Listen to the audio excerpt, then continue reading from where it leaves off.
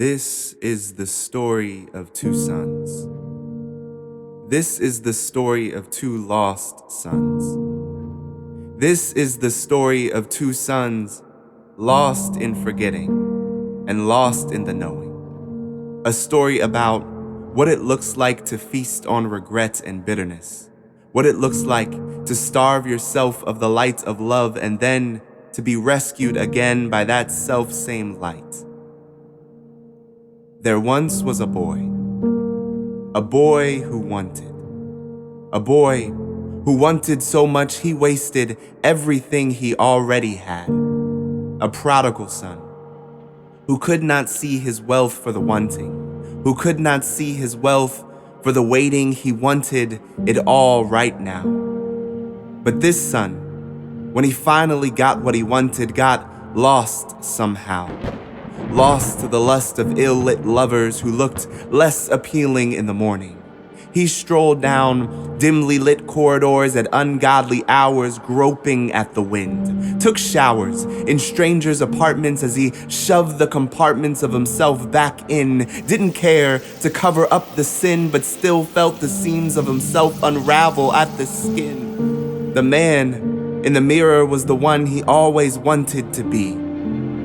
The man was free of his father's boundaries and his brother's rules, from the reign of religion and playing the fool, wise in his own eyes for the very first time. This man was free. But freedom has a way of enslaving, of paving broad paths to wilderness wanderings that lead nowhere except far from home. Freedom has a way of leaving you alone and then leading you lonely.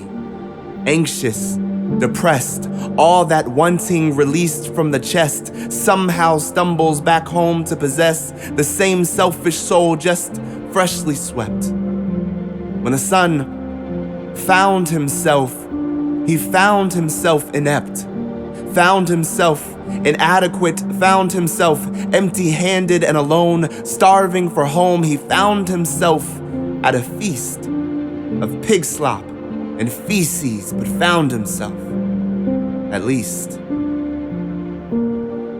There once was a boy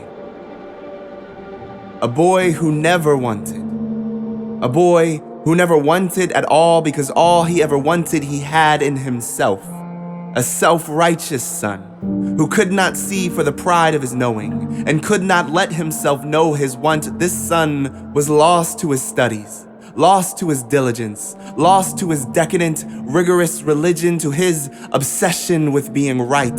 He would stay up all night, combing through the canticles, lighting the liturgies, rehearsing the rapture so the morning after he could stroll down corridors in search of culture wars like a verified vigilante. He knew he would win by sniffing out the sin of other prodigal sons just to prove he was the one in the right. He was the one in the light of the truth after all. But after all that study, pouring himself over the law, he never saw himself there. And if he ever did, he did his best to forget, like a man's reflection, disheveled and unshaven, who walks out the bathroom unchanged and unrepentant. The word repent was for everyone else, for the ones who could admit they'd lost themselves, but he had never left, so could never be lost. He had never wanted, so could never be led astray, could never be led away, could never be led. And that was the problem. He had been a lost sheep, wrapped in the fold. He kept his religion, but lost his soul, knew of the shepherd, but didn't know his voice.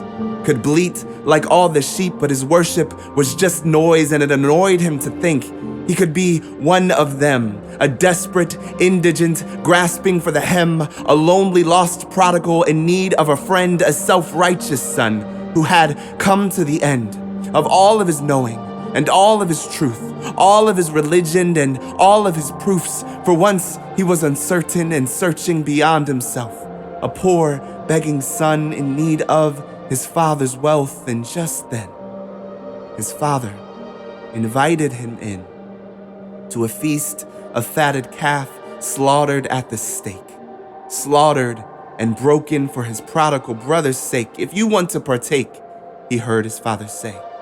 You will have to admit your hunger just the same. And this is where the brothers came to themselves.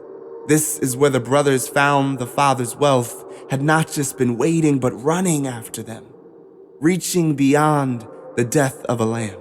And now that the prodigal had died to his rebellion, now that the righteous had recognized his sin, the two could be reconciled and invited in. The two could be reconciled and turned around again and again to see the Father's love was running after them, to see his resurrection had been running after them.